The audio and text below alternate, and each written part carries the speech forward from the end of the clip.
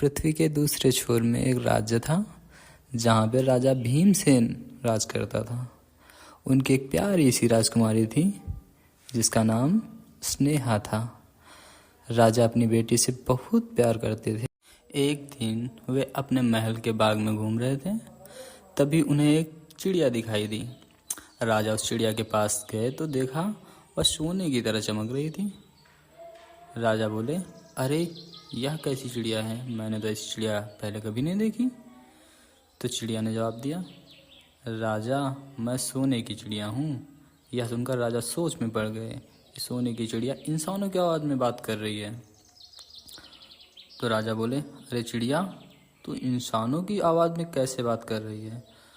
तो चिड़िया ने रिप्लाई दिया, मैं दूर पहाड़ के पीछे से आई हूँ, वहाँ सब मेरे जैसे सोने की चिड़िया हैं। मैं उड़ते उड़ते यहाँ तक आ गई, अब मैं थक गई हूँ, कुछ देर आराम करके चली जाऊँगी। तो राजा बोले, रुको चिड़िया, क्या तुम मेरे महल में रह सकती हो?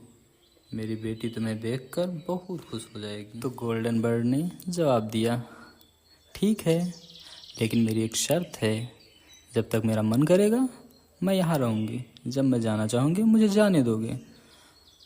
तो राजा मान जाता है। वह अपनी उंगली पर बैठाकर उस सोने की चिड़िया को अपनी बेटी स्नेहा को दे देता है। स्नेहा गोल्डन बर्ड को देखकर बहुत खुश होती है और गोल्डन होने के कारण उसका नाम गोल्डी रख देती है। स्नेहा उस चिड़िया से बहुत प्यार करने लगती है। दोनों बहुत देर तक बातें करते रहते हैं। इसी तरह कुछ दिन बीत जाते हैं। एक दिन चिड़िया रो रही थी तो प्रिंसेस ने बोला, क्या हुआ गोल्डी, तुम रो क्यों रही हो? तो गोल्डन बर्ड ने रिप्लाई दिया, मुझे अपने घर वालों की याद आ रही है, अब मैं जाना चाहती हूँ। स्नेहा अपने पिता के पास गई और बोली, पापा आप इसे रोक लो, मैं इसके बिना नहीं रह सकती। राजा अपनी प्रिंसेस की बात में आ गया। उसने चिड़िया से रुकने के लिए कहा, लेकिन चिड़िया नहीं मानी क्योंकि उसे अपने घर जाना था। उसने राजा को उसकी बात याद दिलाई। तो राजा बोला, मैं अपनी बेटी की खुशी के लिए कुछ भी कर सकता हूँ। अगर तुम अपनी मर्जी से नहीं रुकी तो मैं तुम्हें पिंजरे में कैद कर लूँगा। तो चिड़िया ने उत्तर दिया, तुमने वचन दिया था, अब तुम अपने वचन से मुकर रहे हो, अब मैं यहाँ एक पल भी नहीं रुक सकती। और ये कहते हुए चिड़िया उड़ गई और राजा उसे पकड़ ना सका। यह देखकर स्नेहा बेहोश हो गई और डॉक्टर को बुलाना पड़ा। बहुत मुश्किल से स्नेहा को होश आया, लेकिन वह ना किसी से बात करती ना कुछ खाती।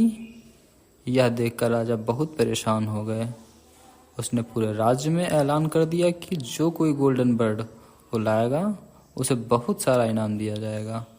ऐलान सुनकर बहुत से लोगों ने उस पहाड़ी के पीछे जाने की कोशिश की, लेकिन कोई वहां तक पहुंच नहीं सका।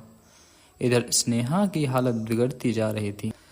एक दिन रात के समय राजा अपने महल की खिड़की के पास खड़े होकर रो रहा था क्योंकि उसकी बेटी बीमार हो गई थी और चिड़िया भी उड़ गई थी। राजा मन में सोचता है कि काश मैंने उस गोल्डन बर्ड को कैद करने की कोशिश न की होती तो वह रुक जाती। कुछ देर बाद उसे खिड़की पर वही गोल्डन बर्ड बैठी दिखाई दी। गोल्डन बर्ड, क्यों राजा, क्या हुआ? अपनी पूरी ताकत लगाकर भी मुझे नहीं ला पाए? तो राजा ने कहा, चिड़िया रानी मुझे माफ़ कर दो, मेरी बेटी को बचा लो। गोल्डी उड़कर स्नेहा के पास पहुंच जाती है। गोल्डी को देखकर स्नेहा बहुत खुश होती है। गोल्डी कुछ दिन वहीं रहती है। जब स्नेहा पूरी तरह से ठीक हो जाती है तो गोल्डन बर्ड जाने के लिए कहती है, गोल्डी, स्नेहा मुझे जाने दो, मेरा परिवार मेरा इंतज़ार कर रहा होगा, जब तुम मुझे याद करोगी मैं आ जाऊंगी। स्नेहा मान जाती है। तो राजा कहता है, तुम्हारा उपकार मैं कभी नहीं बोल सकता। इस बात को सुनकर गोल्डन बर्ड कहती है, ए राजा, एक बात याद रखना, कभी भी किसी को छोटा नहीं समझना और किसी के साथ कोई ज़बरदस्ती भी नहीं करना। यह कहकर गोल्डन बर्ड उड़ जाती है। इसके बाद जब भी स्नेहा उसे याद करती थी वह आ जाती थी। तो यह थी हमारी प्यारी सी कहानी। दोस्तों, आप बताइएगा आपको ये कहानी कैसी लगी, और प्लीज़ मेरे चैनल को सब्सक्राइब करिए और वीडियो को लाइक करिए और ज़्यादा से ज़्यादा शेयर करिए, ताकि मैं और इससे भी अच्छी कहानियाँ ला सकूं।